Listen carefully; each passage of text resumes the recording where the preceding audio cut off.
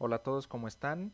El día de hoy vamos a analizar el contenido de la lección número 9, en la que vamos a hablar un poquito acerca de los inicios de la ciencia moderna, esa parte de la historia en la que la gente se empezó a interesar más por los temas científicos, cuando se empezaron a hacer muchas preguntas acerca de los fenómenos que rodean al mundo. Sí, vamos a analizar el trabajo y, bueno, sí, las aportaciones de muchos científicos pensadores y todo lo que ellos postularon, propusieron para explicar el mundo como lo conocemos hoy. A manera de antecedente, Aristóteles es considerado uno de los más grandes pensadores. Ya en lecciones anteriores hemos hablado de Aristóteles. Es considerado el padre de la lógica formal. Fue el generador de la clasificación de los seres vivos antes de la obra del naturalista Carlos Linneo, que fundamentó la taxonomía. Sin embargo, hablando del ámbito físico, él tuvo errores al afirmar dos cosas que hoy día se consideran que son muy diferentes. Sí, lo primero que él decía era que los cuerpos que se mueven requieren una fuerza de empuje que los mantenga en movimiento. Si él decía, si yo lanzo una pelota, esa pelota, cuando esté en el aire, va a tener que seguir siendo impulsada por una mano invisible y eso es lo que lo va a mantener en movimiento, ¿sí? Y lo segundo que él decía era que los objetos más pesados caen más rápido. Si nosotros pudiéramos llegar a creer que esta segunda afirmación es correcta, porque si nosotros dejamos caer una hoja de papel y una piedra, vamos a ver que la piedra cae primero al suelo. Pero bueno, hoy día sabemos que esto sucede por la fuerza, o más bien la resistencia que ejerce el aire. Si nosotros no tenemos esta condición de aire, es decir, estamos en el vacío y dejamos caer una hoja y una piedra, nos vamos a dar cuenta que ambos van a caer al mismo tiempo. Bueno, a pesar de que estas teorías eran incorrectas, fueron aceptadas durante la Edad Media. En cuanto al movimiento de los astros refiere, bueno, este se explicaba mediante el modelo tolomaico de esferas celestes.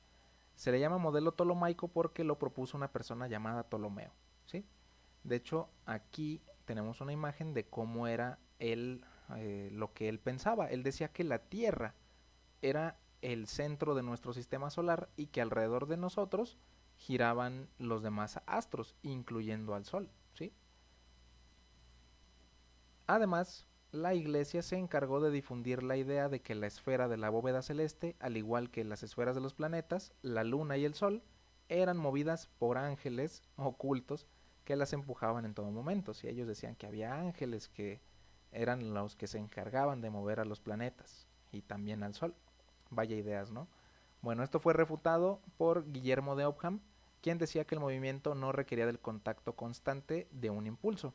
Y como ejemplo puso a los imanes. Y él decía, si yo acerco un imán a un trozo de metal, el trozo de metal se va a mover, pero no porque haya una fuerza que lo esté impulsando.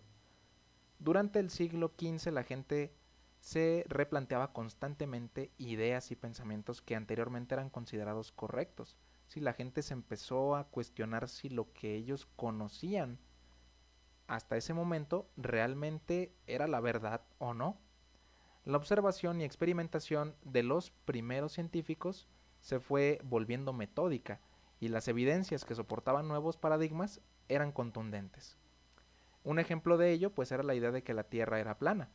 Sin embargo, esto fue, sí, se puso en duda cuando Cristóbal Colón llegó a América y fue desechada cuando en 1521 fue completada el viaje de circunnavegación alrededor de la Tierra por Fernando de Magallanes.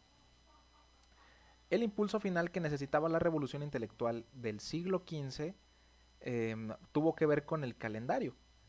El emperador romano Julio César, yo creo que todos hemos escuchado hablar del emperador Julio César, implementó un calendario que se basaba en las estimaciones hechas por Erastóstenes respecto a la duración del año, estimada en 365 días y 6 horas, es decir, 365.25 días.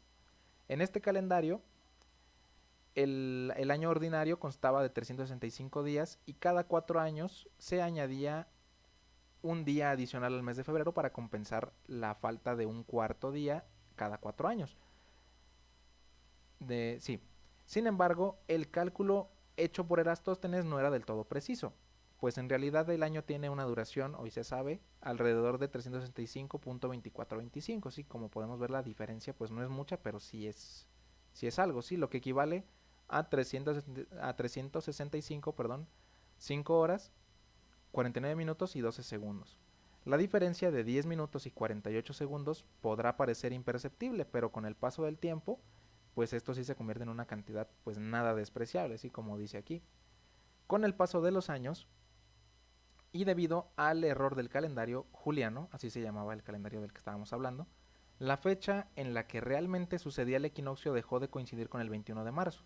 Sí, el 21 de marzo es considerado el equinoccio de la primavera, pero esos 10 minutos que se estaban desaprovechando, que se perdían, bueno, pues hicieron que llegara el momento en el que el equinoccio ya no coincidiera con el 21 de marzo. Mientras más años transcurrían, la discrepancia se iba haciendo cada vez mayor, hasta que en el siglo XVI la Iglesia decidió poner manos en el asunto. Se convocó a los mejores astrónomos y matemáticos dentro de las filas eclesiásticas para corregir el calendario. El resultado de este trabajo se dio a conocer en el año de 1582 por el Papa Gregorio XIII. Este año, el último día del calendario juliano fue el 4 de octubre y por mandato del Papa el día siguiente fue el 15 de octubre. Algo bien curioso que sucedió en la historia, ¿se imaginan? La gente se fue a dormir un 4 de octubre y cuando despertaron ya era 15 de octubre. Esto lo hicieron precisamente para hacer un reajuste en el calendario, ¿sí? Del tiempo que se había perdido, bueno, pues tuvieron que hacer este reajuste y pues sucedió esto, que era algo muy, pues muy curioso, ¿no? Algo, pues yo creo que no se va a volver a presentar en la historia de la humanidad. Y bueno, ya pasamos a otra parte que es la revolución copernicana y las observaciones de Tycho Brahe, si no me equivoco así se pronuncia. En 1473, una persona llamada Nicolás Copérnico propuso dentro del movimiento renacentista que la Tierra giraba alrededor del Sol y no al revés. Sí, si recordamos lo que Ptolomeo decía, él propuso la teoría geocéntrica en el que teníamos a la Tierra como el centro de nuestro sistema solar. Bueno, pues llegó Copérnico y dijo, no, yo creo que el centro de nuestro sistema solar es el Sol y que los planetas giran alrededor de él. A esta teoría se le llamó heliocéntrica. A pesar de que el modelo heliocéntrico de Copérnico prestó un enorme servicio a los encargados de la corrección del calendario, se convirtió también en la bandera de los detractores de la Iglesia, porque eh, que por este entonces cursaba por un periodo de crisis. Hubo quienes lo apoyaron, sí había quienes pues sí decían que estaba bien lo que él decía, pero hubo muchos otros que se enfrentaron a él utilizando fragmentos de la Biblia. Y es que recordemos que anteriormente la iglesia tenía mucho poder en lo que la gente creía. Si la iglesia decía que algo era de color azul, por decirlo así, la gente estaba, entre comillas, digámoslo, obligada a creer que las cosas o que eso era realmente azul. Si lo que la iglesia decía era lo que era. Entonces esto se oponía a ellos y desde luego pues levantaba mucha controversia. Un caso sobresaliente fue el de Tycho Brahe, quien en su afán de refutar el modelo heliocéntrico aportó pruebas contundentes a su favor. Sí, Tycho Brahe quería refutar el modelo heliocéntrico y de hecho lo hizo. Tycho Brahe dedicó gran parte de su vida a la observación minuciosa de los cielos, logrando acumular una enorme cantidad de datos relativos a la posición de Mercurio, Venus, Marte, Júpiter y Saturno respecto de la Tierra. Con los datos que recabó, demostró que la idea copernicana de que los planetas giraban en órbitas circulares alrededor del Sol no era del todo correcta, pues se apreciaban algunas inconsistencias. Él mismo trató de regresar al ideal geocéntrico, es decir, en el que la Tierra es el centro del sistema solar, ¿sí? Proponiendo que el Sol giraba en torno a la Tierra, mientras que los planetas giraban alrededor de él. Sin embargo, sus observaciones le demostraron que esa idea tampoco era correcta. ¿Sí? Aquí tenemos una imagen de lo que él decía. Él decía, la Tierra en el centro, de nuevo, el Sol sí gira alrededor de la Tierra y alrededor del Sol, a su vez, giran los demás planetas llamados, bueno, en órbitas llamadas epiciclos, ¿sí? Epiciclos. Sin embargo, vuelvo a repetir, sus observaciones le demostraron que esa idea tampoco era correcta. A la muerte de Tycho, uno de sus ayudantes conservó los datos para generar su propia representación de los cielos, ¿sí? Alguien llamado Johannes Kepler. A la muerte de Bragg, Kepler pudo conseguir los datos que el danés había acumulado y al graficarlos pudo constatar que efectivamente no era posible describir las órbitas de los planetas en términos de círculos u otras figuras simétricas, como la tradición aristotélica lo demandaba. Después de muchos esfuerzos que resultaron vanos, pudo identificar que las rutas planetarias en las rutas planetarias una figura geométrica que no gozaba de mucha popularidad, que es la elipse. ¿Sí? La elipse tiene esta forma de aquí, tiene un centro, tiene vértices, tiene covértices y tiene dos puntos equidistantes del centro que se llaman focos. ¿Sí? Más adelante vamos a ver la importancia de estos. Los datos recabados por Tycho Brahe permitieron a Kepler formular un conjunto de 3 leyes empíricas, si las leyes de Kepler, que se obtienen a partir de las observaciones sin tener un sustento teórico acerca del movimiento de los planetas, que son estas 3 de aquí. La primera de ellas dice que los planetas tienen movimientos elípticos alrededor del Sol, estando este situado en uno de los dos focos que contiene la elipse. ¿Sí? Estos dos son los focos. Bueno, pues él dice que el Sol se encuentra en uno de los focos y que en, sí, pues en estas figuras de elipse es como giran los planetas alrededor del Sol. El número 2 es que al trazar segmentos de recta desde el Sol hasta alguno de los planetas, las áreas barridas por dichos segmentos son proporcionales al tiempo empleado por estos en recorrer su órbita. Esto quiere decir que los planetas se mueven más rápido mientras más lejos del Sol se encuentren y recorren su órbita más lentamente mientras más cerca del Sol estén. ¿Sí? Esto está muy sencillo. Si yo estoy cerquita del Sol, pues voy a girar más despacio a que si yo estoy lejos. Si yo estoy lejos voy a girar con mayor velocidad. ¿Sí? Y punto número 3. El cuadrado de los periodos de la órbita de los planetas es proporcional al cubo de la distancia promedio al Sol. Es decir, los planetas que se encuentran más alejados del Sol tardan más en dar la vuelta. ¿Sí?